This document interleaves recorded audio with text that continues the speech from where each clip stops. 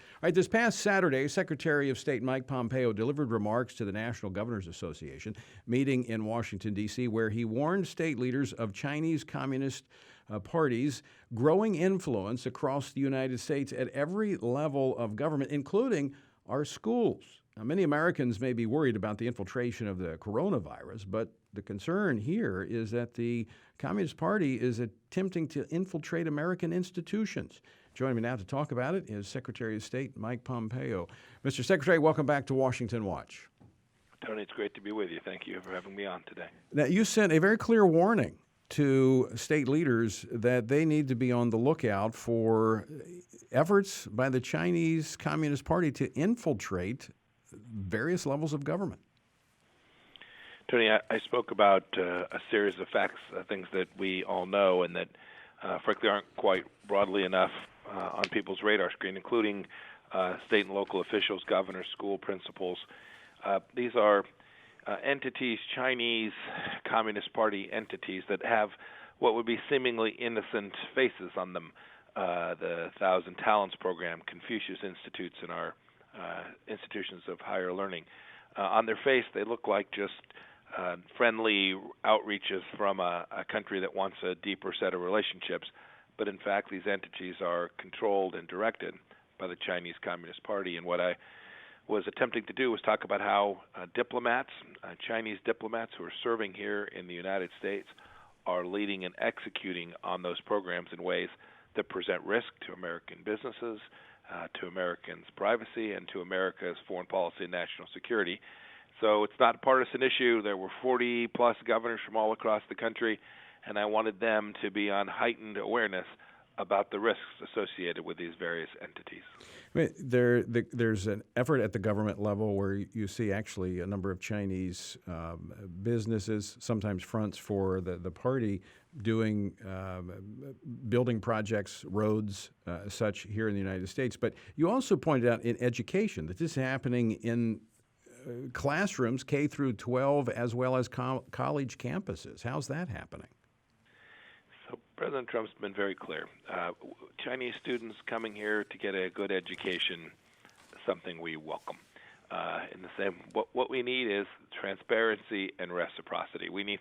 It wouldn't be the case that a Confucius Institute could be set up in a Chinese institution by an American entity controlled by the United States government, or in our K through 12 education programs, these friendship associations that are put there ostensibly to teach the Mandarin language, but in fact have deep connections back to the Chinese Communist Party.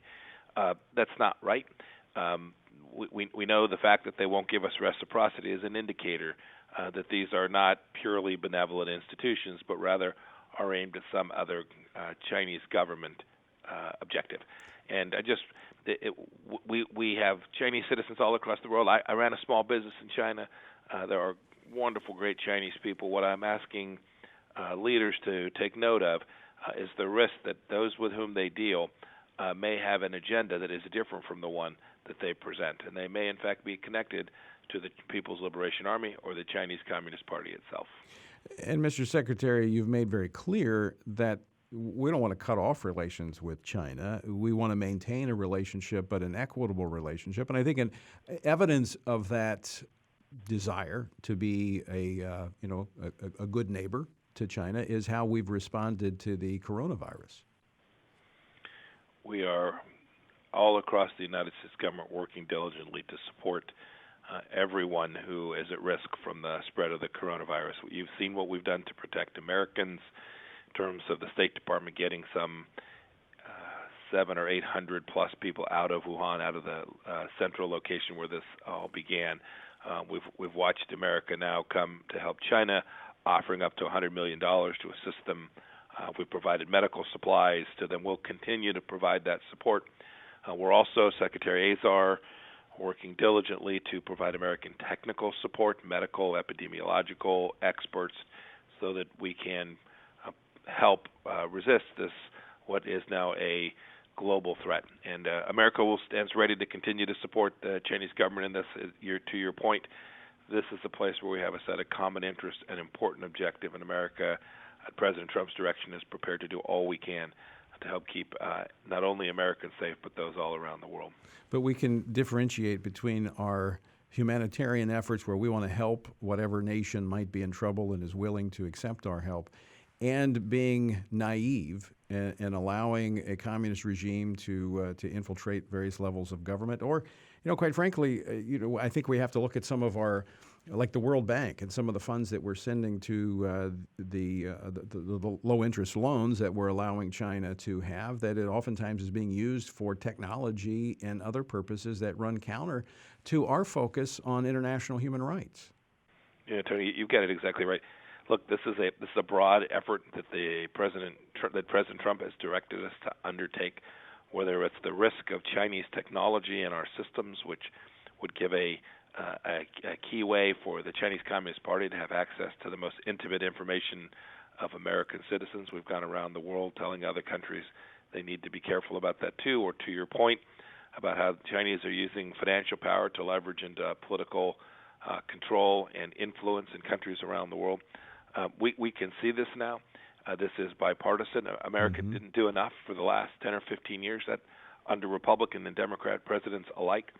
President Trump has made clear we want fairness, we want transparency, we want a relationship with China that is balanced and equal, and on a commercial basis, we want those transactions to be things that make sense for the American people. Our first and foremost duty is to keep the American people safe and create economic prosperity at home.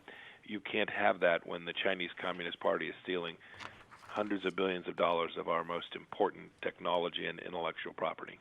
Yeah, I think to the average American, when they look at that, for instance, that the World Bank, which the United States contributes about $1.5 billion a year, it's not solely operated by us, but we see China getting somewhere between $1 and $1.5 billion a year, and they're using it at cross purposes. I think the average American is saying, this doesn't add up. And I think finally we have an administration that agrees with the American people that this doesn't make sense.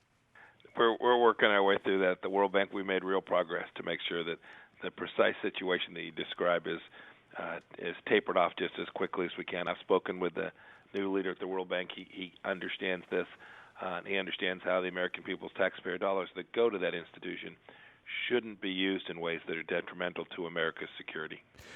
Secretary Pompeo, I want to switch gears, another topic, and how this administration, and you've said this on this program before, that religious freedom is a top priority in terms of our foreign policy. It's also a top priority domestically, but in our foreign policy, it's been a top priority that you, at the direction of the president, have carried out. The president brought attention to a Iranian woman that had been missing, and now we have evidence of where she's at. Tony, we're deeply concerned by reports that we've seen that the Iranian regime did, in fact, arrest Fatima Mohammadi. She goes by Mary. Mary's been targeted by the regime because she made the choice to convert to Christianity. The president spoke about this at the prayer breakfast. You and I both know this. The regime that leads the Islamic Republic of Iran doesn't respect religious freedom. And these kinds of arrests, they happen, sadly, far too often in Iran. And it's a brutal regime. And the American people should know that as long as it continues to deny its people the right to practice whatever faith they choose, the United States will be hard at and continue to call it out and do our level best to hold them accountable for this terrible repression of someone who simply wanted to exercise her own conscience and her desire to be a Christian. And to that end, we're seeing other countries join in this effort of putting a focus. Some maybe lip service initially, but I think they're coming along. There's an alliance that's been announced that the United States is leading on religious freedom, where I think those countries that refuse to recognize this fundamental human right are going to be kind of outliers, ostracized from the global community. And I think if there's anything that this administration would leave as a legacy, that certainly could be it. We're working hard on it. President Trump has made it a real priority. So given me here at the State Department the full authority to do this, you're exactly right. We've created, we've done alliances on security before, and we've done alliances for business issues. We've put together the first coalition of countries based on a human right, the International Religious Freedom Alliance, a couple dozen countries to start We hope to build it out, but it has a real mission. It's not about creating another entity for the sake of creating an entity. It has a real mission of identifying places where we can make real progress in securing that most fundamental of human rights, the ability for an individual to exercise his or her conscience, her own belief, her own faith, and live out her life in the way that her religious life in the way that she wants to. We're dedicated to it. We're focused on it. We think this alliance will, in conjunction with the annual gatherings that we hold here at the State Department, begin to make a priority issue for the world, not just for the United States, religious freedom. Well, Mr. Secretary, I want to thank you for taking time out on a very busy schedule today and joining us. And as always, appreciate not only coming on the program, but appreciate all that you are doing at the State Department. Thank you, Tony. Bless you. Have a great day. All right, you too. Secretary of State Mike Pompeo. Again, I've talked about this before on the program, but this administration is putting a top priority on religious freedom. This is huge in terms of the ramifications around the world because it's bringing some, more eager than others, some reluctantly in terms of other countries that are coming and saying, what do we need to do to be a part of this? How do we need to be more respectful of religious freedom? I've met with a number of those world leaders. They're taking note. What will be the result? Well, the result will be this.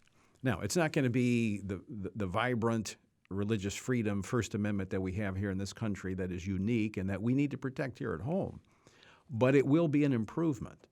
And I do think that the persecuted, that is still at unprecedented levels, will have not just hope because there's a country that is speaking out on their behalf, but literally have help because we have an administration that's willing to engage, to be involved, and to speak out and to act on behalf of the persecuted.